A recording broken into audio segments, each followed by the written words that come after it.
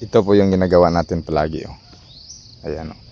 Pag makakita tayo ng bayi, yung may bunga, kuha yung bulaklak na may bunga, kuha tayo ng laki at saka ilagay natin dyan. Oh. Para magpertil yan, para maayos yung bunga. Ayan ang ginagawa natin palagi dito mga kalingap, no. Pero sayang yung 4 na manok natin kahapon. 4 na manok kinain ng mga aso. Ayan po.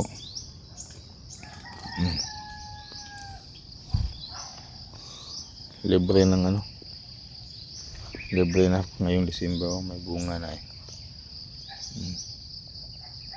Daming maliliit na bunga siguro sa yan, mga katapusan. Pwede na yan. Yung kalabasa din natin may bunga na din. Ayan o. Bunga na mamunga na. Umpisa na namulalaklak at saka may dalang bunga. Ayan. Tapos yung iba naman dyan. At saka may malaki na mga kalingap po, mga idol. May malaki na.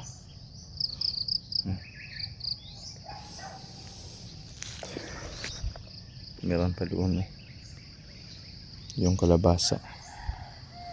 Naghanap ako ng mga bulaklak na yung may bunga kasi para lagyan natin yung laki at saka babae yan. Sabi nila madali lang daw lumaki pag lagyan mo, may bunga na. Yung sandiya natin may may bunga na, makakain na tayo pag to. Saka yung kamuti natin pwede na tayo magkuha ng gulay dyan.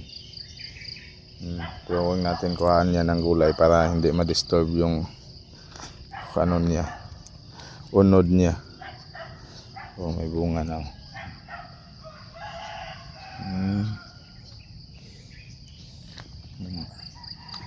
At saka itong tinangkong natin, nakakuha na tayo dyan. Hinaluan natin yung isda na bilong-bilong. Ulam na yan. Pwede na tayo magkuha ng gulay dito. Tapos yung okra natin maliliit pa pero may konting bunga naman. Parang ayaw ng okra dito kasi abundant yan ng abono, hindi rin lumalaki. At saka may na tayo mga kalingap malaki na. Andun pa. Nasira yung malaki na yan. Pero yung natin, yung manok natin wala na. Balhibo na lang naabutan natin at saka yung laman loob. Balhibo na lang naabutan natin mga kalingap, no. Kasi kinakain sila siguro ng aso. Tingnan nyo. Tingnan natin, balhibo na lang. At saka ito na lang isa at yung dalawa sa kulungan ang natira. Kasi ito idlas ito. Tapos yung nakakain ng mga aso, mga yun. Aghop yun. Andun yun dinadala nila. Grabe. Ang sakit mga kalingap. Ang sakit. Musta na kayo mga tanim natin? Yung yung herbal na tinanim natin yan, galing pa yan sa malayong ayan. Nagtanim tayo para may magagamit tayo. Pag umuwi tayo dito, may tayo magagamit. Ito na lang kawawa na lang nag-iisa na lang. Tapos yung isang manok, yung maitim na manok, hindi yun sa akin. Yan sa kasama ko yan, nalagaan ko yan. Pagpabayarin tayo dyan, wala tayong magawa kasi tayo ang nag-alaga. Tapos yung talisay natin balhibo na rin yung natin naabutan, balhibo na. Grabe mga kalingap mga idol. ito lang ang mahirap, no, pag ano, mag-alaga tayo tapos walang tao. Kasi hapon lang at saka gabi matauhan dito pag dito kami matutulog. Tapos yan ang nangyari sa ating mga alaga. Parang nagano na tayo. Parang sa Bisaya pa, nagduha-duha na tayo mag-alaga dito. Mabuti na lang hindi pa tayo nakabili ng baboy kasi yung baboy din, yung biik, bala ko sana ngayong pizza gis kunin ko at saka ilagay ko dito ay. Ilagay ko dyan, no. Oh. Wala po. Baka yan naman ang atakihin ng aso, no. Baka yun naman ang atakihin ng aso. Kasi naabutan ko yung aso kumakain pa dyan ay yung dalawang may itim na aso. Dalawang may itim na aso ang kumakain doon sa ano natin. Doon sa alaga natin.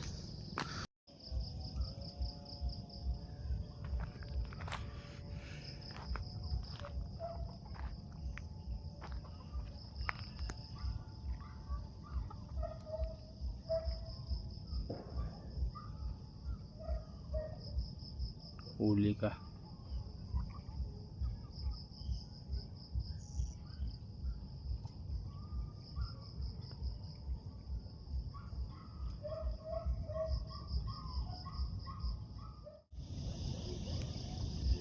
Ang isa to, pauwi ng isa.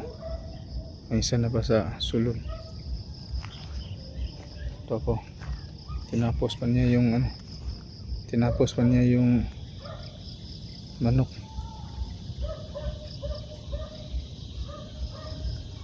Grabe na aso ito.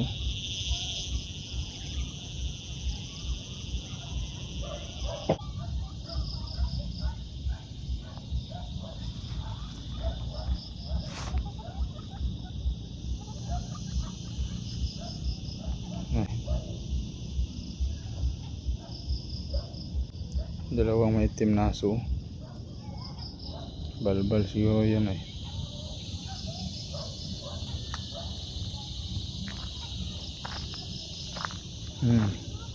Pinalikan nila yung manok eh. Andun yung manok po. Tingnan nyo ha. Tingnan nyo.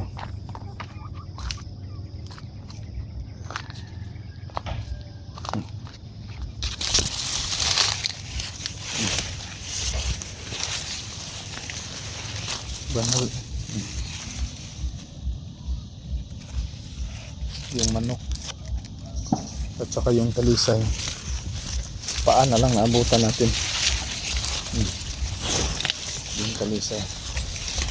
Paan na lang.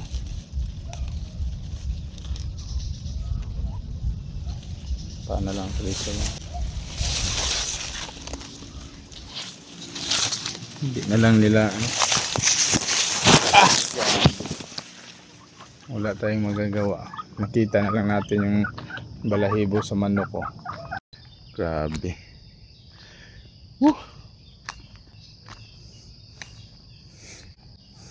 Ganito pala pag mag-alaga ka nang wala ka dito. Matagal na kami hindi nakatulog dito. Yung malakas yung ulan, yung may bagyo. Tapos maputi kasi sa daan ay kaya nga hindi kami natulog dito. Ito na lang para matanggal yan ay. Shout out kay Miss Formosa, Ma'am Nance Chin. Thank you so much palagi, Ma'am Nance. Ayan. Naglaan naman ako ng budget pang coral dyan. Pero ano yan, para unti-unti ring gasto yung pero parang magkasya pa. Pero wala pang time tayo mag coral kasi busy pa sa trabaho. Open na kami, kahit linggo open na kami. Ayan. Nabago may dito, may gumagalaw dito kasi yung mga gamit mo parang nagbabago palagi. Lagyan natin tubig yung naiwan na manok, yung natira na manok. Grabe.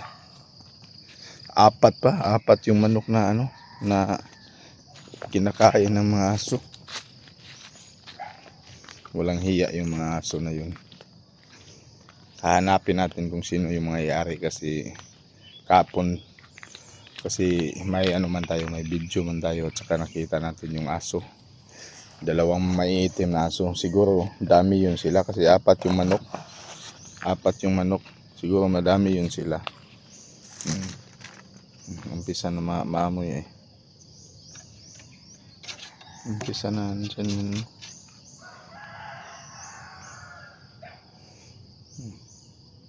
Kami nakapaglinis dito. Hindi pa kami nakapaglinis kasi ano yun. Kasi pag linggo dito kami lahat. Tapos maglinis. Hindi pa ito natin natapos. So yung pag punta ko dito, lagyan ko ng poste. Para pag bili ko ng yung hardware, pag bumili ako, direct na taod. Pagkatapos nalagyan ko yung poste ito, nilagay ko yung nabuhay na poste, yung maliliit. Tapos doon para pag pag kumpleto ng budget, yan, bili tayo ng coral. Pero na-estimate naman natin may naipon man tayo. Yun ang kuna natin pang diyan. Pero mas maganda yung pukot, pero sobrang mahal yung pukot. So naka-eskapo yung isa kasi parang ganito, buntag umaga lang dito siya. Pag hapon uwi siya, pag hapon. Pag tanghali ayaw niya mag-standby dito. Kaya yun hindi nasali. Yung apat na manok dito, yan mag-standby palagi sa loob. Yan tuloy. Nadali.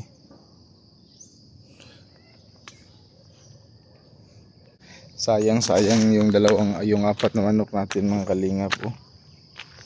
Sayang yun. Yung dalawang manok, saan kaya yun dinala? Sarap kinain. Yung isa na lang kasi dyan lang yan ang tambay lim ng mais. Yan na lang naiwan natin ng manok at saka yung doon sa tangkal. Ayan saan na yung manok?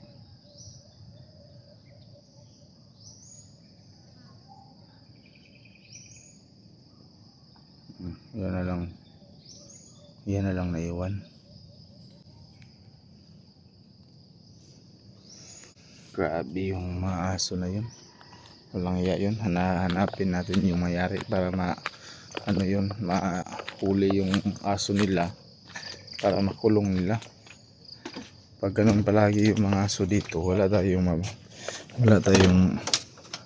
manok na dito. Dumadami, hindi yung dumadami yung manok natin dito. Naman, i-close natin para uwi naman tayo kasi may duty pa tayo mamaya.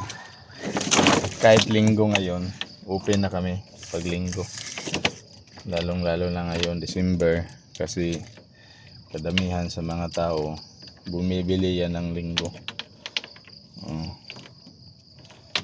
Yung busy sa kanilang buhay, linggo yan mamili. Yung iba naman nagpahinga yan kasi araw ng pagsimba. Ito na. Ayan po mga kalingap, thank you so much sa inyo ang panonood at salamat na palagi, lalong na kay Ma'am Nance. Thank you so much and God bless po sa inyong lahat. Bye bye.